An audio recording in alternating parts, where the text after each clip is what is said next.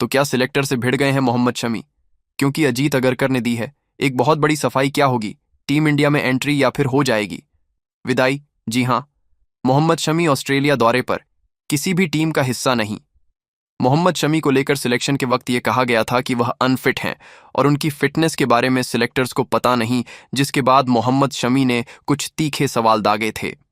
Selectors पर यह कहा था कि अगर वह फिट नहीं है तो फिर रणजी ट्रॉफी और बाकी मैचेस कैसे खेल रहे हैं? अगर वह अनफिट हैं तो आपको इसकी जानकारी होनी चाहिए, लेकिन ना आपको मेरे बारे में पता है, ना ही आपको मेरी फिटनेस के बारे में कोई जानकारी है, क्योंकि सिलेक्शन के वक्त यही कहा गया था कि शमी अनफिट है और उनकी अपडेट सिलेक्शन कमेटी के पास नहीं है। तब भी हमने एक सवाल किया था कि खिलाड़ी आपका फिट है या अनफिट नहीं।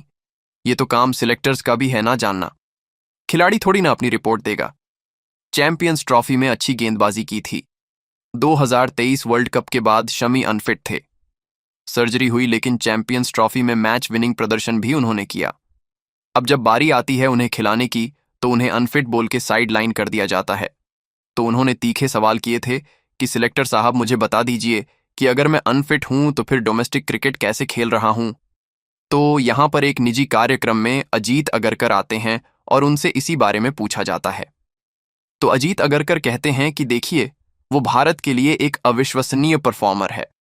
अगर उन्होंने कुछ कहा है तो मुझे उनसे या उन्हें मुझसे कुछ बात करनी चाहिए। लेकिन इंग्लैंड दौरे से पहले ही हमने कहा था कि अगर वह फिट हैं तो वो जाएंगे। दुर्भाग्य से फिट नहीं थे और हमारा घरेलू सीजन अभी शुरू ही हुआ है, इसलिए हम देखेंगे कि क्या वह पूरी तरीके से फिट है। ये रणजी का पहला राउंड है जो चल रहा है। हम कुछ और मैच में देख पाएंगे कि वो फिट है या नहीं। अगर वो अपनी पूरी क्षमता से अच्छी गेंदबाजी करते हैं तो शमी जैसे खिलाड़ी को कोई क्यों नहीं चाहेगा। देखिए, यहां पे अजीत अगरकर कह रहे हैं इंग्लैंड से पहले तो हमने कह ही दिया था कि वो फिट नहीं है, इसलिए नहीं जाएंगे। यहां पे वो उनकी फिटनेस देख लेते हैं। अगर वो फिट लगते हैं सिलेक्शन कमेटी को या सेंटर ऑफ एक्सीलेंस को कि हाँ ये फिट हैं, ये अच्छी गेंदबाजी कर रहे हैं, इनको कोई प्रॉब्लम नहीं है, तो फिर तो शमी टीम में आएंगे क्योंकि वो मैच विनर हैं। लेकिन जब पहले सिलेक्शन हुआ तब ये कहा था कि उनकी जानकारी सिलेक्शन कमेटी को नहीं है। अब मोहम्मद शमी ने सिलेक्शन के बाद यही एक बयान दिया था जिसमें उन्होंने तीखे सवाल किए थे और कहा था, मैंने पहले भी कहा है कि चैन मेरे हाथ में नहीं है। अगर फिटनेस का कोई मुद्दा होता है तो मैं यह बंगाल के लिए नहीं खेल रहा होता। मुझे लगता है कि मुझे इस पर बात करके विवाद खड़ा करने की जरूरत नहीं है। अगर मैं रणजी ट्रॉफी खेल सकता हूं तो मैं 50 ओवर का क्रिकेट भी खेल सकता हूं। अपनी फिटनेस के बारे में अपडेट देना मेरा काम नहीं है।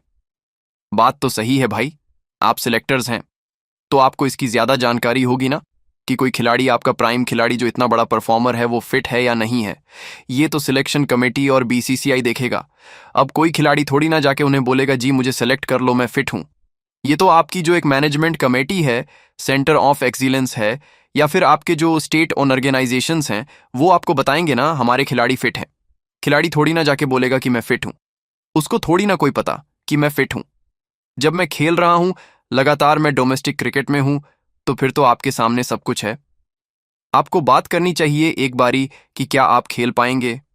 एक बारी आ जाइए, एक फिटनेस टेस्ट हो जाए, उसके बाद चेक कर लेंगे। यहां पर कोई बातचीत नहीं हुई। अब देखते हैं कि यह मामला आगे और कितना बढ़ता है।